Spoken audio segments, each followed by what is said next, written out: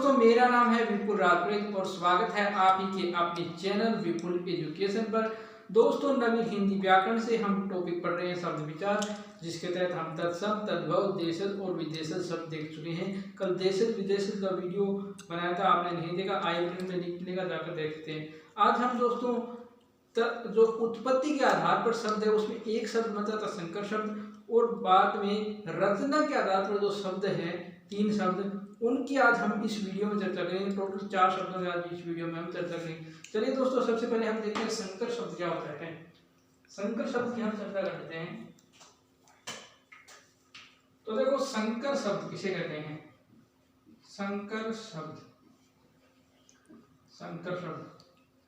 तो सबसे पहले समझो, संकर शब्द उसे कहते हैं कि हिंदी भाषा में वे शब्द जो दो अलग अलग भाषाओं से मिलकर जो शब्द बनता है वह संकर शब्द कहलाता है। हिंदी में वे शब्द जो दो अलग अलग भाषाओं से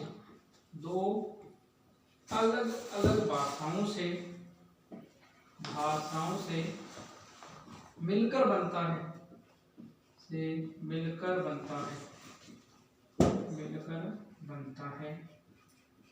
वो क्या कहलाता है दोस्तों? वो कहलाता है संकर शब्द। यानी ऐसे शब्द जो दो अलग अलग भाषाओं से मिलकर बनते हैं वे संकर शब्द कहलाते हैं। जैसे एक शब्द है आपके अग्निबोट एक शब्द है, अग्निबोट। अगर वो ये अग्निबोट शब्द है, इसके अंदर दो अलग भाषाएं हैं। ये जो अग्नि है दोस्तों, ये अग्नि संस्कृत का शब्द है। अग्नि किसका है? संस्कृत का। और बोट शब्द दोस्तों अंग्रेजी का शब्द है। बोट किसका है? अंग्रेजी का शब्द है, इंग्लिश भाषा का शब्द है बोट। ये जो अग्निबोट है ये एक संकर शब्द है, क्योंकि यहाँ पर संस्कृत और अंग्रेजी भाषा दो से मिलकर क्या बना है? अग्निबोट बना है। यानी संस्कृत और अंग्रेजी से मिलकर क्या बना है? अग्निबोट। जैसे हम एक उदाहरण देते हैं, तपेदिक जो टीबी की बीमारी को तपेदिक कहते हैं। तो इसमें देखोगे तप जो शब्द है ये फारसी शब्द है। ये क्या है? फारसी शब्द। और जो दिक शब्द है दोस्तों, दिक, ये अरबी का शब्द है, ये अरबी का शब्द है। तो तप क्या है? फारसी का शब्द है, और दिक क्या है? अरबी का शब्द है। आपको ध्यान रखना है कि तप फारसी का और दिक अरबी का शब्द है। इस प्रकार हम एक उदाहरण और लेते हैं, जैसे टिकट घर है। टिकट घर की बात करोगे तो टिकट जो है दोस्तों ये अंग्रेजी का शब्द है। ये क्या है? अंग्रेजी का शब्द। और घर क्या है दोस्तों? हिंदी का शब्द है। ये क्या है? हिंदी का शब्द। तो अब आप देख रहे हैं, आपके सामने 3 उदाहरण है। तीनों उदाहरणों में आप देखा कि हिंदी भाषा के शब्द हैं, लेकिन दो अलग अलग भाषाओं से मिले हैं। यानी यहाँ देखो संस्कृत और अंग्रेजी है, यहाँ देखो ये फारसी और अरबी है, यहाँ देखो अंग्रेजी और हिंदी है। तो वे शब्द जो दो अलग अलग भाषाओं से मिलकर बनते हैं वे शब्द दोस्तों क्या कहलाते हैं? वे शब्द संकर शब्द कहलाते हैं। आप इसका स्क्रीनशॉट ले सकते हैं। अगला देखो, अब हम रचना के आधार पर चर्चा करेंगे। देखो, उत्पत्ति के आधार पर हमने शब्द देख लिए, अब देखते हैं रचना के आधार पर शब्द। रचना के आधार पर शब्द, रचना के आधारों की बात करोगे तो रचना के आधार पर 3 प्रकार के शब्द होते हैं। 3 शब्द होते हैं। एक तो होता है आपके रूढ़, यौगिक और योग रूढ़।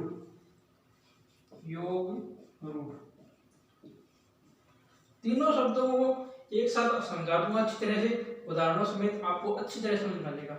देखो, रूढ़, रचना के आधार पर 3 शब्द होते हैं, रूढ़, यौगिक, योग रूढ़। सबसे पहले देखो रूढ़ शब्द किसे कहते हैं?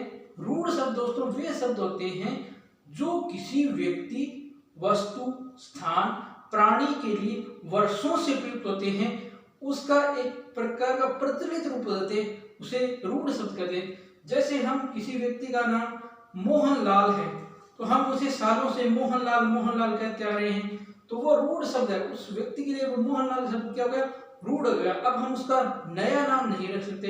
अब हम ये से थोड़ी कहते हैं कि तुम्हारा नाम सोहनलाल है, वो क्या है? उसका रूढ़ शब्द है। इसी प्रकार किसी प्राणी का नाम है, अब कोई गाय है तो हम गाय को गाय कहेंगे, उसका दूसरा नाम छोड़ देंगे, ये गाय नहीं है, ये तो बकरी है, हम गाय को गाय कहेंगे, क्योंकि वो गाय के लिए रूढ़ शब्द हो चुका है। जैसे दूध है तो दूध को हम दूध ही कहेंगे, दूध को ये थोड़ी कह देंगे दही है। वो शब्द क्या दोस्तों रूढ़ हो गए, यानी प्रचलित शब्द हो गए, हम उनको प्रयुक्त लगातार करते हैं, ये वो क्या हो गए रूढ़। तो यही रूढ़ की परिभाषा है, किसी व्यक्ति, वस्तु, प्राणी, स्थान आदि के लिए प्रचलित के लिए वर्षों से प्रचलित रूप रूढ़ कहलाता है, रूढ़ कहलाता है। अब देखो इस व्यक्ति, वस्तु, प्राणी, स्थान आदि के लिए जो वर्षों से प्रचलित है वो क्या कहलाता है, रूढ़ कहलाता है। रूढ़ में आपको ये ध्यान रखना है कि इसके जो है एक तो कोई अर्थ नहीं निकलता, एक तो अर्थ नहीं निकलता, अर्थ नहीं निकलता है। एक इसके टुकड़े करोगे आप, टुकड़े करने पर स्वतंत्र अर्थ नहीं निकलता, स्वतंत्र अर्थ नहीं निकलता, नहीं निकलता। यानी अगर कोई शब्द है, रूढ़ शब्द है, उसके अगर आप टुकड़े भी कर दोगे तो उन टुकड़ों का भी कोई अर्थ नहीं निकलेगा। जैसे उदाहरण देते हैं दूध, दूध एक रूढ़ शब्द है। जैसे उदाहरण देते हैं गाय, उदाहरण देते हैं दीपक, उदाहरण देते हैं आकाश, ये सब क्या है रूढ़ शब्द है। अब हम दूध को दूध ही कहेंगे, दूध को छाछ थोड़ी कह देंगे, गाय को गाय कहेंगे, गाय को गाय कहेंगे, दीपक को दीपक ही कहेंगे, आकाश को आकाश ही कहेंगे। अब देखो दूध जो है इसका अगर टुकड़े करोगे तो दू अलग और ध अलग, कोई अर्थ नहीं निकलेगा। गाय का भी कोई स्पष्ट अर्थ नहीं निकलेगा, अगर इनके टुकड़े कर देना वर्णों के तो भी इनका स्पष्ट अर्थ नहीं निकलेगा। तो रूढ़ में तो आपको ये ध्यान रखना है कि कोई भी प्रचलित शब्द है, जो पुराने शब्द है, जैसे दूध है, गाय है, दीपक है, आकाश है, ऐसे प्रचलित शब्द रूढ़ शब्द है जिनमें आपको कोई नयापन नहीं मिले, वो शब्द क्या होंगे रूढ़ शब्द होंगे। यौगिक की चर्चा करते हैं, दो या दो से अधिक वर्णों के अधिक शब्दों के योग से, शब्दों के योग से।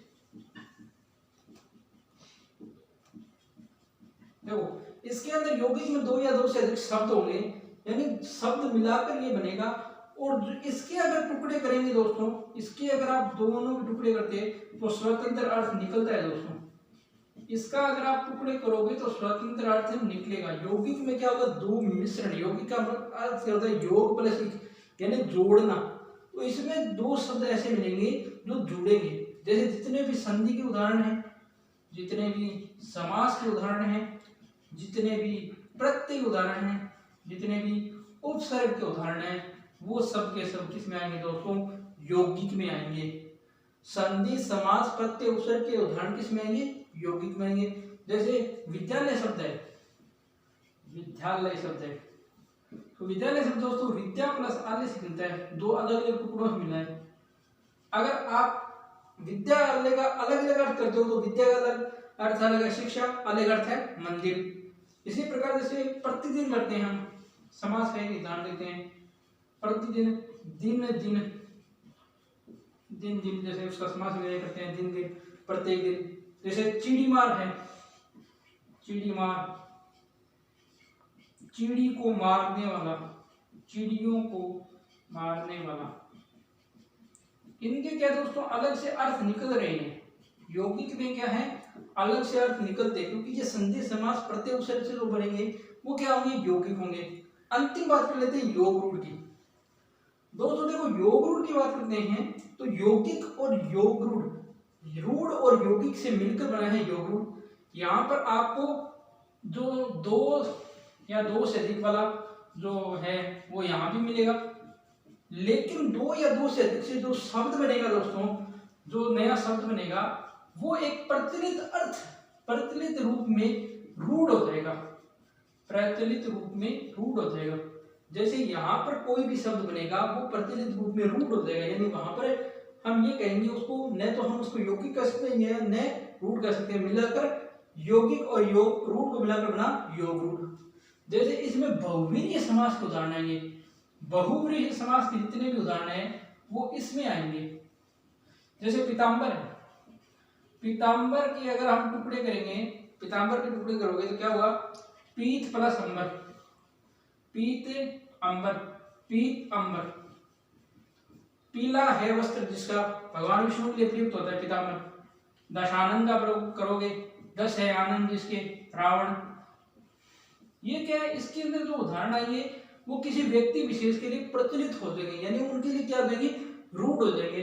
इसलिए इसको आपको ध्यान रखना है कि बहुव्रीहि समास के जितने उदाहरण है वो आएंगे योग रूढ़ में, संधि समास प्रत्यय उपसर्ग के उदाहरण आएंगे यौगिक में, और कोई भी उदाहरण जिसमें आपको टुकड़ा नहीं मिलता दिखे, ये नहीं दिखे कि इसमें टुकड़े हो सकते हैं और ये प्रचलित रूप है, वो किसमें आएंगे, रूढ़ में। ठीक है दोस्तों, तो आज कितनी क्लास थी, हमने आज संकर शब्द, यौगिक शब्द, रूढ़ शब्द, योग रूढ़ शब्द, इनको भी देख लिया। उम्मीद करता हूँ आपको ये क्लास पसंद आई। अगर आपको ये क्लास पसंद आई तो आप इस वीडियो को लाइक करना, शेयर करना, कमेंट करना। चैनल को सब्सक्राइब नहीं किया तो चैनल सब्सक्राइब करके बेल आइकन को प्रेस कर देना। धन्यवाद दोस्तों, जय हिंद जय भारत। आप सब घर रहें, स्वस्थ रहें, और कल हम जो है विकारी शब्दों की चर्चा करेंगे।